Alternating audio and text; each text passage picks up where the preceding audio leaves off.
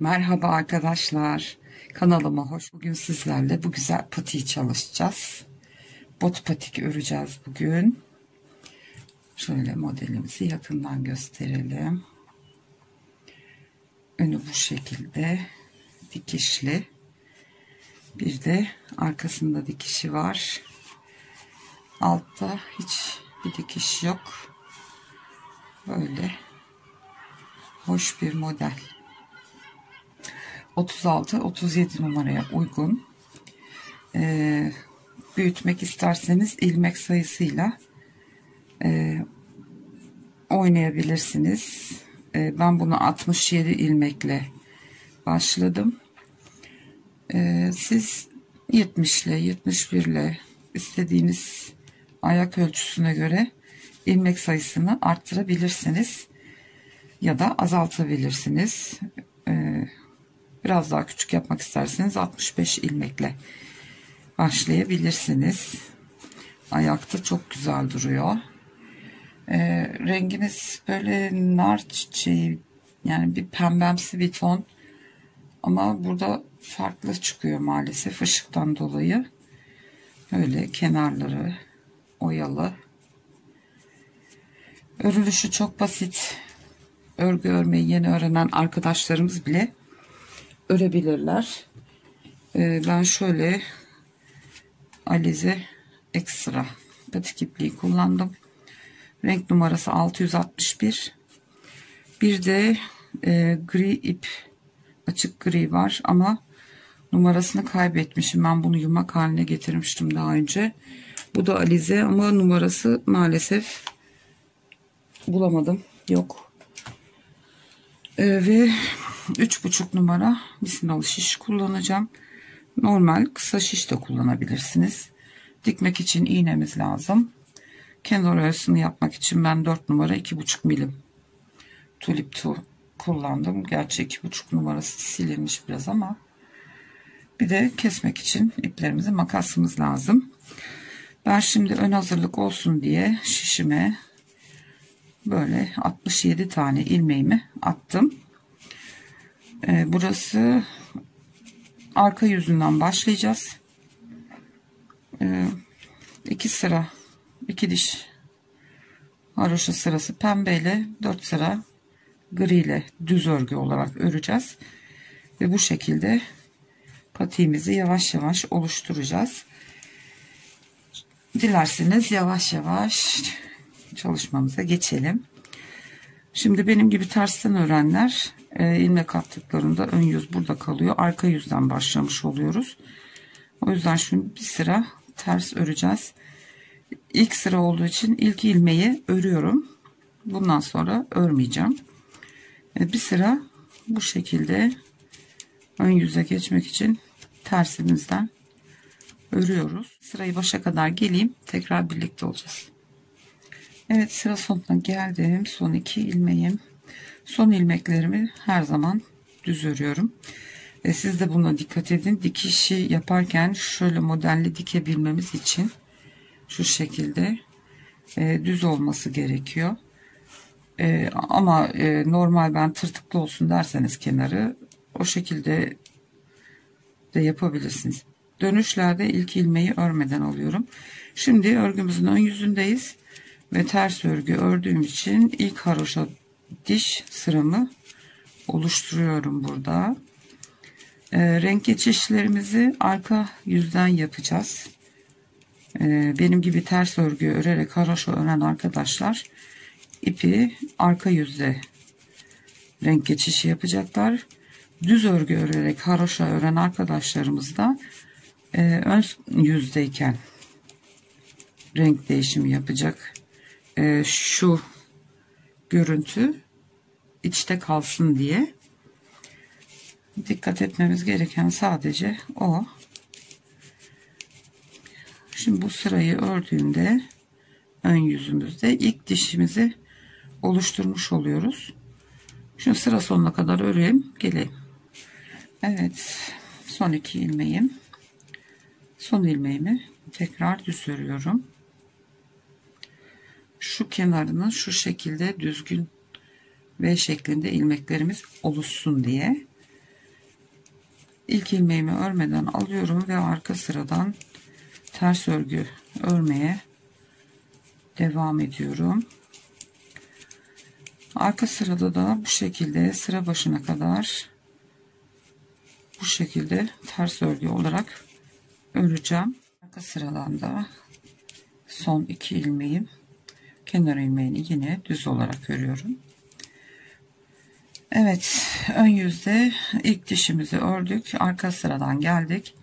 Şimdi ikinci diş haroşa sırasını oluşturacağız. İlk ilmeğimi örmeden alıyorum ve ters örgü örerek haroşama devam ediyorum.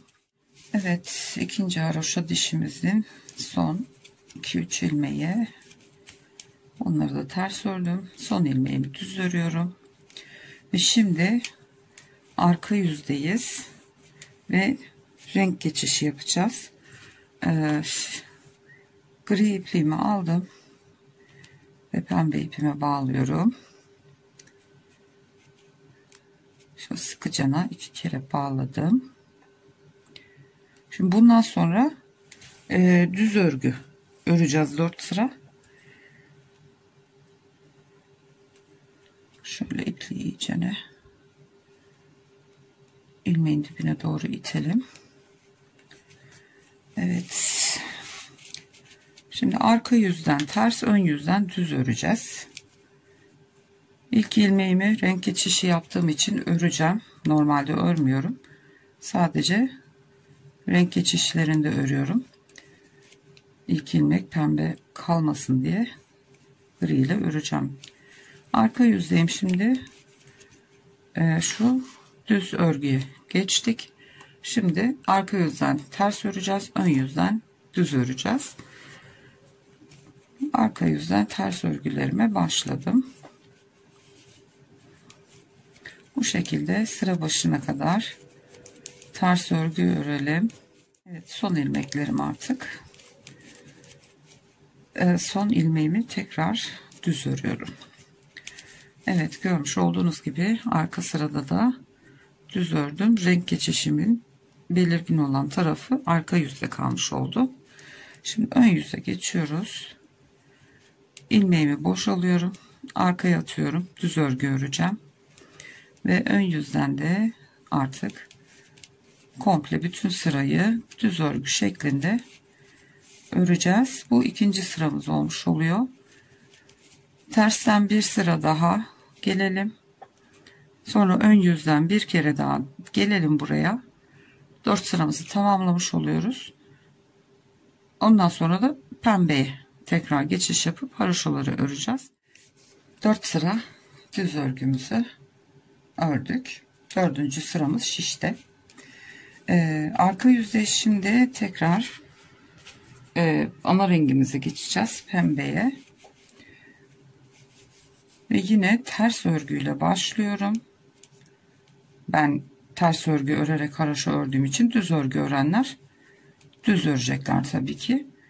Ve şimdi yine 2 diş haroşa sırası pembe ile öreceğiz. Sonra tekrar gri ile 4 sıra düz örgü öreceğiz. Bu şekilde şu kısma kadar örgümüz aynen devam edecek. Ne kadar öreceğiz bu şekilde? 6 kere pembe ile 2 diş haroşa sırası öreceğiz.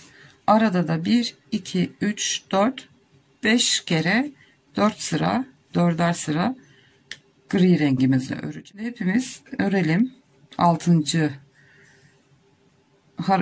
iki diş haroşa sırasına kadar.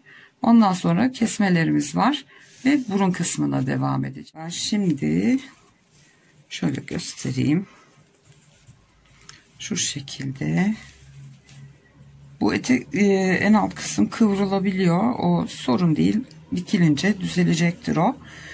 1, 2, 3, 4, 5 pembeyi bitirdim. Griyi geçtim. 6. Pembe 2 diş haroşa sırasının ilk dişini ördüm. Şimdi ikinci dişini keserek oluşturacağız. Şu kısmı yapacağız yani. Hem keseceğiz hem ikinci diş haroşamız oluşmuş olacak. Burun kısmını oluşturacağız artık. Gri iple işim bittiği için onu şuradan kesiyorum. Artık sadece ana rengimizle öreceğiz. Şimdi toplamda 67 ilmeğimiz var. 17 ilmek bu taraftan, 17 ilmek de bu taraftan keseceğiz. Ve ondan sonra kalan 33 ilmeğimizi gidip gelip haroşa diş sırası olarak burun kısmına kadar öreceğiz. Şimdi başlayalım kesmeye. Şu şekilde yapıyoruz. 2 ilmeği aldım, ters örer gibi örüyorum ve kalan ilmeğimi sol şişime geçiriyorum. Tekrar 2 tane alıp kesiyorum, şişime geçiriyorum. Bu şekilde 17 tane ilmek sıkmadan, kasmasın, 17 tane ilmeği keseceğim.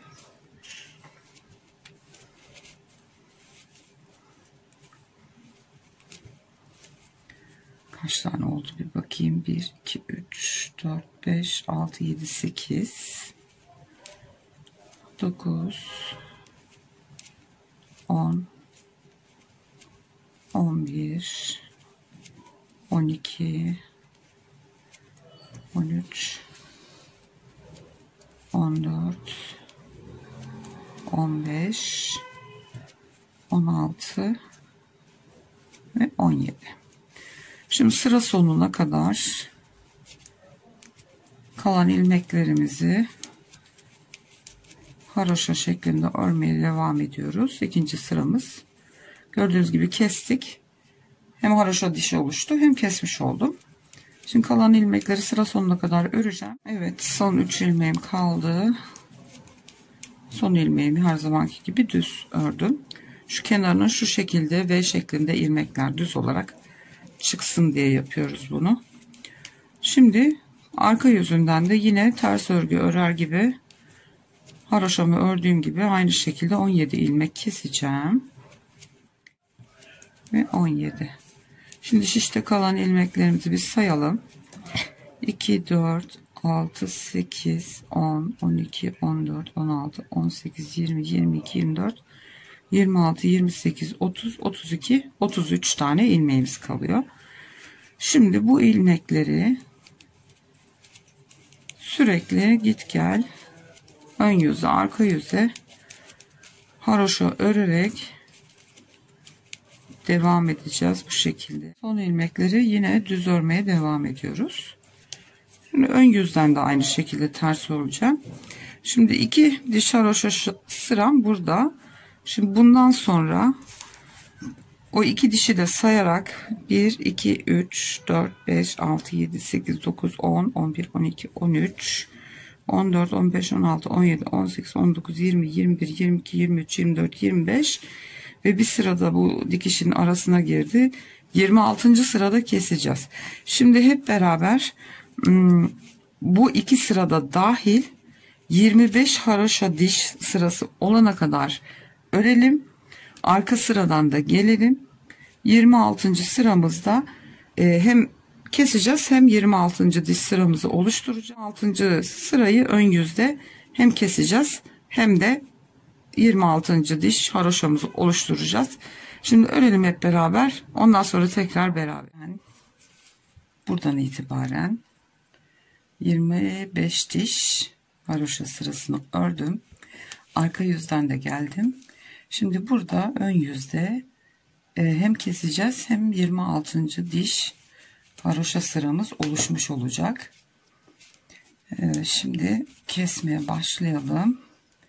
Kesmemizi nasıl yapıyorduk? 2 ilmeği alıp ters örgü örermiş gibi örüyoruz. Sağ şişteki ilmeğimizi sola atıyoruz ve bu şekilde bütün ilmeklerimizi keseceğiz. Sıkmadan keselim. Esneklik payı kalsın birazcık. Şöyle göstereyim. Bu şekilde sıra sonuna kadar var olan bütün ilmeklerimizi keselim. Bütün ilmeklerimi kestim. Son ilmeğim burada. Şimdi ipimi uzunca bırakarak kesiyorum. Ve iğnemize ipimizi geçirelim. Artık dikiş işlemine geçeceğiz. Arka yüzdeki başlangıç ipini, gri iplerimi sakladım, temizledim. Şimdi şu ilmeğin içinden ipimizi geçirip bir kere düğümleyelim sıkıcana. Şimdi patiğimizin ön yüzü, şunu bir kenara alalım şöyle. Patiğimizin ön kısmı, ön yüzü içte kalacak şekilde böyle ikiye katlayalım. Şimdi önce burun kısmına bir işlem yapacağız. Ondan sonra şu kısmını dikeceğiz. Öndeki şu dikişi ve en son şu arkadaki dikişimizi yapıp kenar oyasını geçeceğiz. Evet, iğnemizi alıyorum. Şuralara şöyle küçük küçük ilmeklerin arasından şöyle göstereyim. Minik minik tel yapar gibi ufak dikişler atacağız.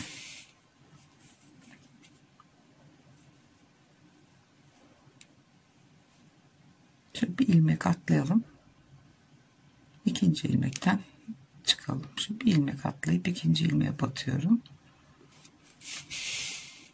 Sık aralıklarla tel yapıyoruz. En köşeden çıkıyorum.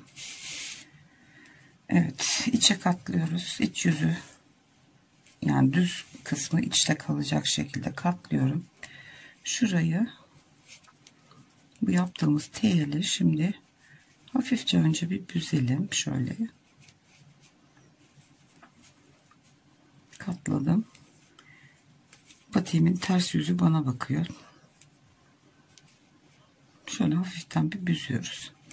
Şimdi buraya dikiş atacağız ve kapatacağız.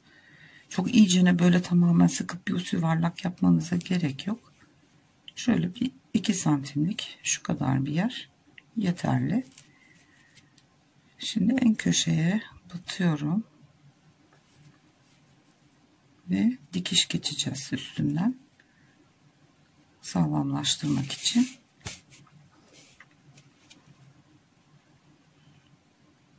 Şöyle belli aralıklarla bir kere gidip bir kere de geri döneceğiz. 2 kere dikiş atmış olacağız yani.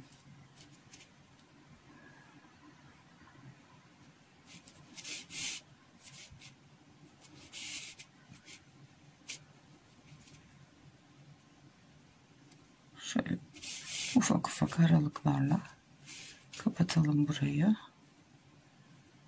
Yani dikişi ayrıntılı göstermek istiyorum. Hani yeni başlayan arkadaşlarımız olursa zorlanmasın diye. Evet, şurası en sonu. Tam köşelerden son dikiş atıyorum. Evet. Şimdi tekrar bu sefer batmadığım yerlerden tekrar geri dönüyorum. Şuraya gelmem lazım ki öndeki dikişi atabileyim. O yüzden ipi kopartmadan aralıklarla batarak ikinci kez dikiş atmış oluyoruz.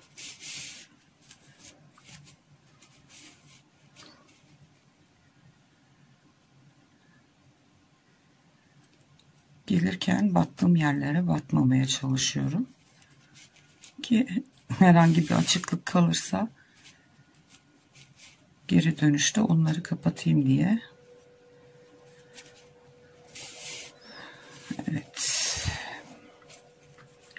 Şimdi uç kısma kadar geldik. Son kez şu tam köşeden çıkalım. Şimdi şu burun kısmındaki şu desenli dikişi yapacağız. Eğer böyle desenli durmasını istiyorsanız ki ilmekleri alacağız. Benden taraftakini, karşıdan da dış taraftakini. Eğer bu şekilde desenli bir dikiş olmasın derseniz birbirine bakan iç kısımdaki ilmekleri alacağız. Ama ben desenli olsun istediğim için benden taraftaki dış ilmeği katını, dış taraftakini de dışını alıyorum. İçte kalan ilmekler şu yandaki iki çizgiyi oluşturuyor. O yüzden dış taraftakilerini alarak karşılıklı başlıyoruz dikmeye. Dıştakini alıyorum. Karşıdan da dıştakini alıyorum ve dikiyorum. Bu şekilde her bir ilmekten dış tarafta kalan birer katlarını alarak bu şekilde çok sıkmadan karşılıklı. Şimdi birazdan göreceksiniz. Bakın. Şimdiden belli olmaya başladı.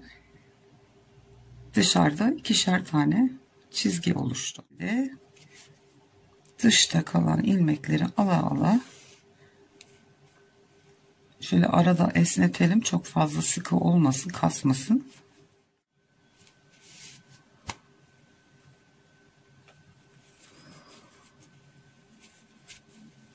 Evet, şimdi şu kısma geliyoruz.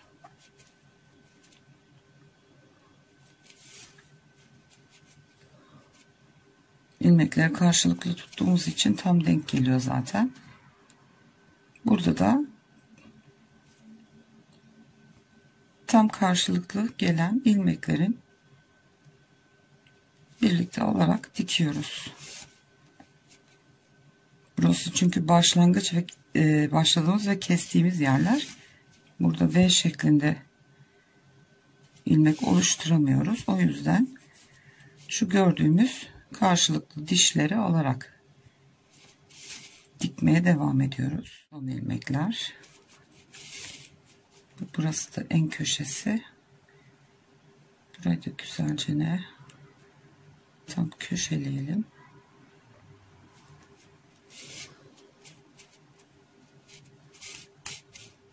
Bir kere daha geçelim buradan. Evet. Şimdi şurada ipi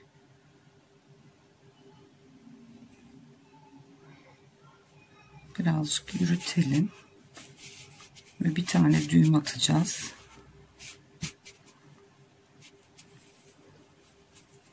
Şu ilmeklerin arasından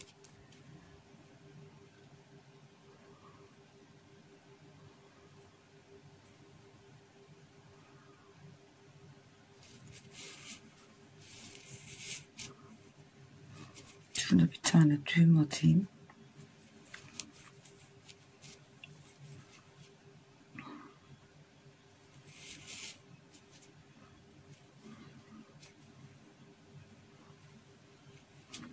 Biraz daha yürütelim.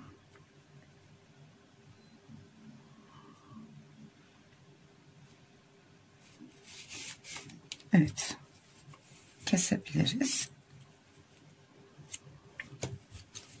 Evet, patiğimizin burun kısmını hallettik. Şimdi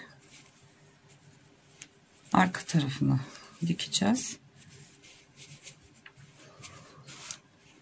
Şu şekilde köşeden başlayıp topuk kısmına kadar ipime düğüm atıyorum. Eğer başlarken ipinizi uzun da bırakabilirsiniz.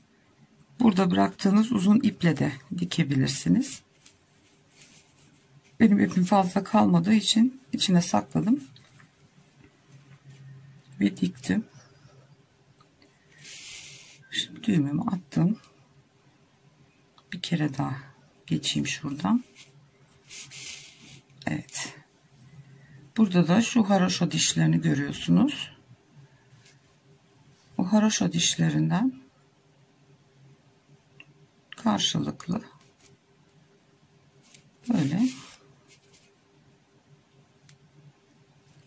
dikelim. Evet, bu şekilde haroşa dişlerinden iki taraftan da batarak bu şekilde dikmeye devam edelim. Sona geldim. Şimdi şurada son bir iki, en sonuna da bir kere batalım.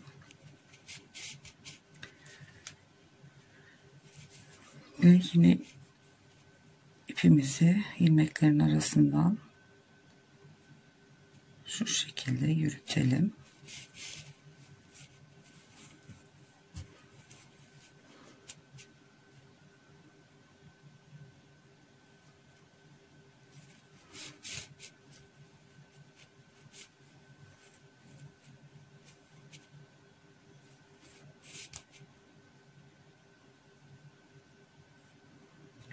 Bir kere düğümleyelim burada. Geri sökülme olmasın.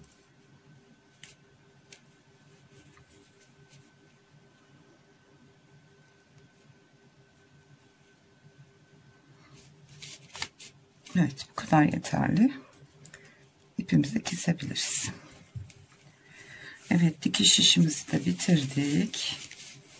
Şimdi patiğimizi ön yüzüne çevirebiliriz.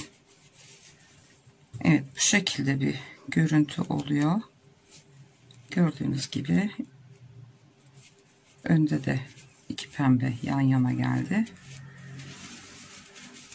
Ve ön dikişimiz bu şekilde desenli oldu. Şimdi pembe renkle kenar oyasının da nasıl yapıldığını göstereyim. İpime bir tane zincir attım. Arka ortasından başlıyoruz. Şuradaki pembeden başlıyorum.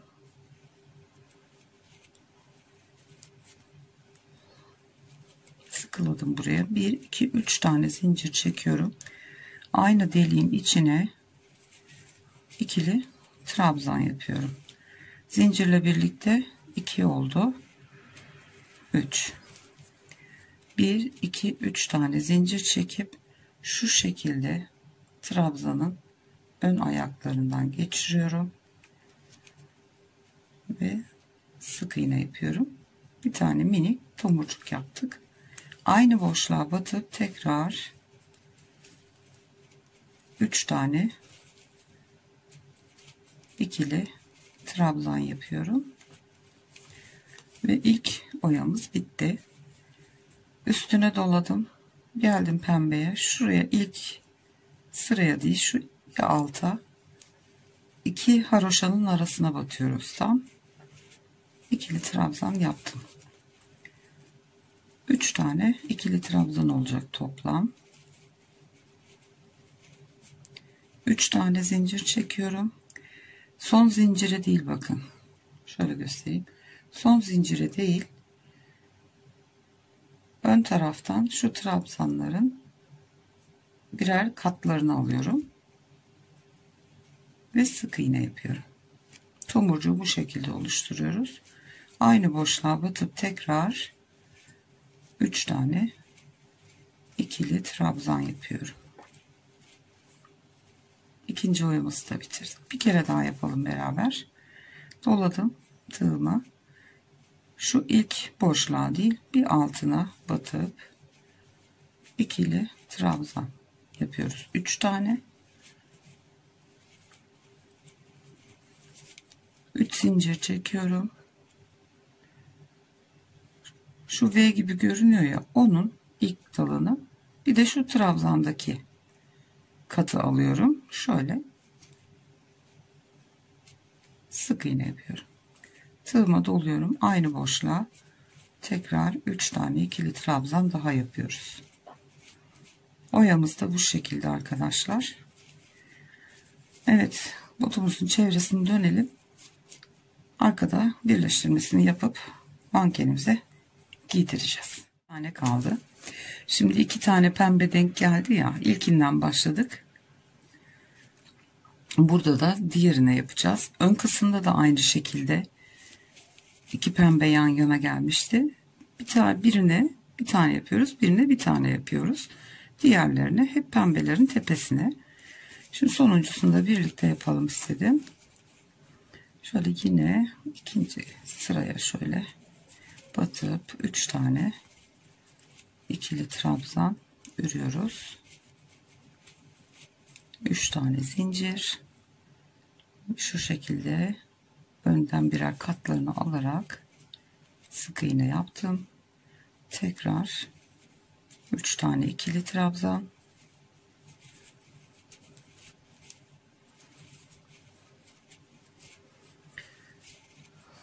Ve şu ilk yaptığımız zincirin en üsttekine batıp kaydırma zinciriyle birleştiriyorum. Bir zincir çekip ipimi kesiyorum. Şu zinciri de sıkılayalım iyicene. Bunu da arka tarafta sıkılıyorum.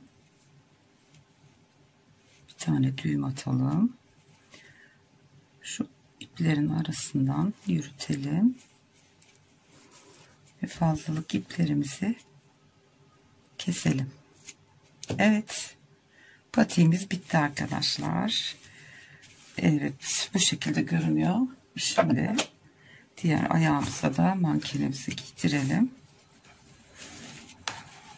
Bakalım takım halde nasıl olacak.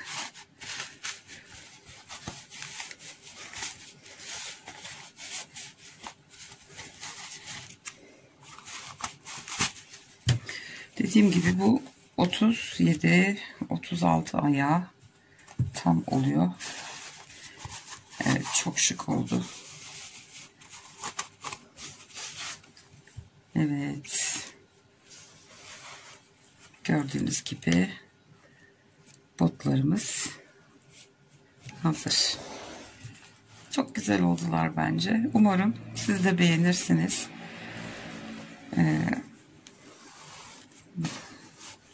Severek örürsünüz eminim. Eğer bir faydam dokunduysa size ne mutlu bana. Daha çok çeşitli videolarımız yüklenmeye devam edecek kanalımıza. Beğenilerinizi, yorumlarınızı esirgemezseniz çok mutlu olurum. Bizler sizler sayesinde büyüyeceğiz inşallah. Kanalıma abone değilseniz abone olabilirsiniz ücretsiz olarak. Bildirimleri de açıp aktif hale getirirseniz, tümünü işaretlerseniz kanalımıza yüklenecek her videodan anında haberdar olabilirsiniz. Umarım sevdiniz. Bir sonraki videoda görüşünceye kadar kendinize ve sevdiklerinize çok iyi davranın. Şimdilik hoşça kalın.